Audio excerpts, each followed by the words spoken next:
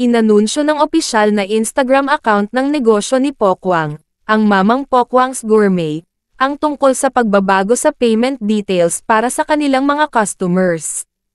Ito ay kasunod ng isang insidente na naganap sa GCash account ng komedyante. Sa naturang anunsyo, sinabi ng kanilang account, sa mga buyers po, magpapalit na po kami ng payment details. Kamakailan lamang, ibinahagi ni Pokwang sa Instagram ang kanyang pagkadismaya nang biglang naglaho ang malaking halaga mula sa kanyang GCash account nang walang anumang abiso o OTP mula sa app. Ipinaabot ng aktres ang kanyang saloobin na pinaghirapan niya ang perang iyon, at nasaktan siya sa pangyayari.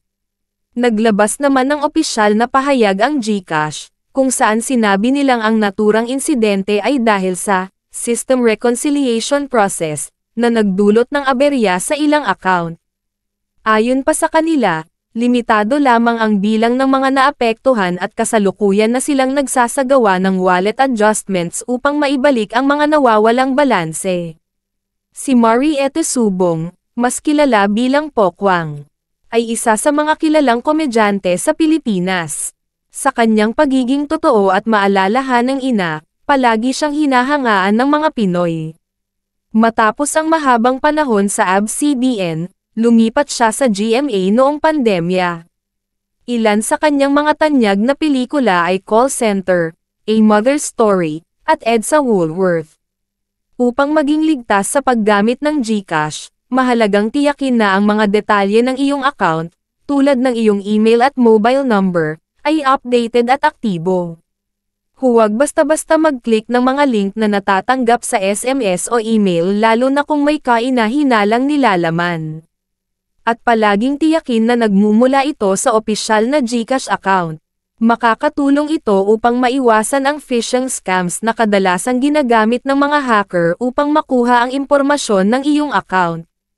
Bukod dito, palaging suriin ang iyong account activity sa pamamagitan ng GCash app upang makita ang mga hindi inaasahang transaksyon.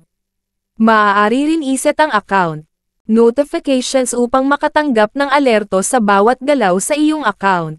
Ang pag-activate ng two-factor authentication o anumang security feature sa app ay isa ring epektibong paraan upang masiguro na tanging ikaw lamang ang makakapag-access sa iyong account.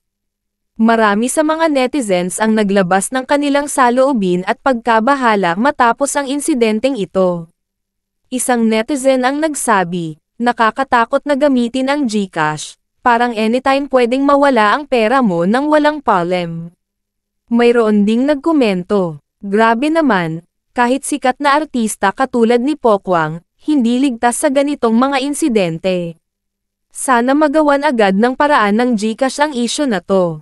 Samantala, may iba naman na nagbigay ng suhestyon sa GCash, dapat siguro mas paigtingin pa nila ang security features ng app. Hindi sapat ang OTP kung ganito lang din ang nangyayari. Ang ilan naman ay nagpakita ng simpatsya kay Pokwang, nakakaawa si Pokwang, hirap na hirap siya sa kinita niya tapos ganun lang nawala. Sana ibalik ng GCash ang pera niya.